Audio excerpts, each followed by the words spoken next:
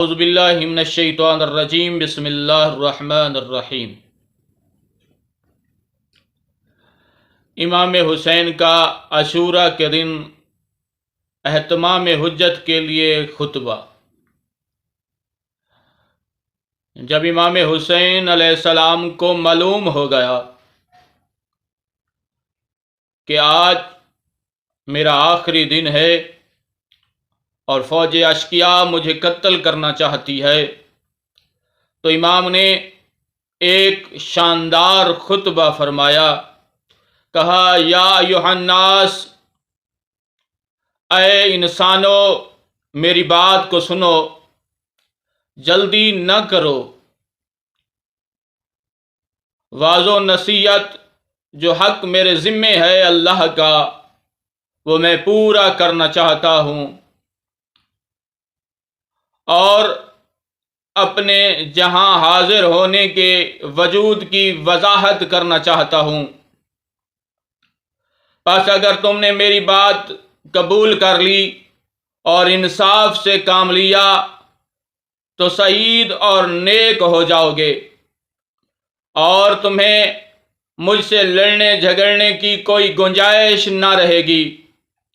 اگر میری بات سنو گے اور انصاف سے کام لو گے تو پھر تم کامیاب ہو جاؤ گے، اور مجھے ہرگز مہلت نہ دو گے۔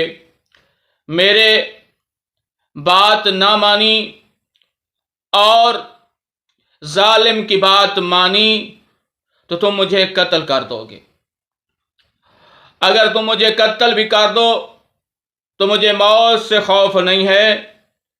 میرے سر پر اس خداوند تعالیٰ کا سایہ ہے جس نے قرآن نازل کیا، پھر وہی نیک بندوں کی سرپرستی کرتا ہے۔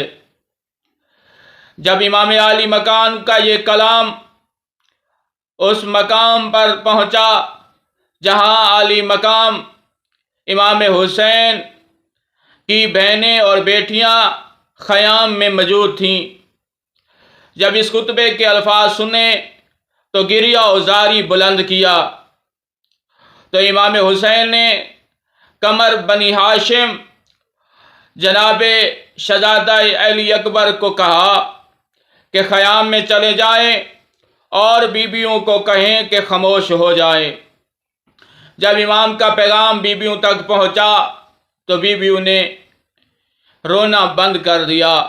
تو اس وقت امام حسین نے خداوند تعالیٰ کی وہ حمد و ثنا کی جو آج سے پہلے نہ کسی نبی نے کی تھی نہ کسی امام نے کی تھی۔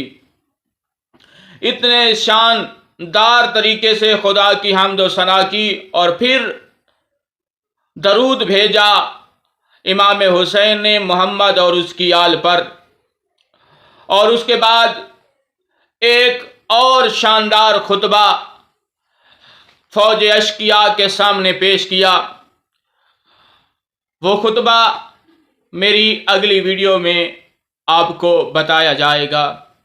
اگر آپ کو میری یہ ویڈیو پسند آئی ہو تو میرے چینل کو سبسکرائب کریں اور فالو کریں۔ والسلام علیکم۔ میں آپ کے حق میں دعا کر فرماؤں گا اور آپ نے میرے حق میں دعا فرمانی ہے۔ شکریہ۔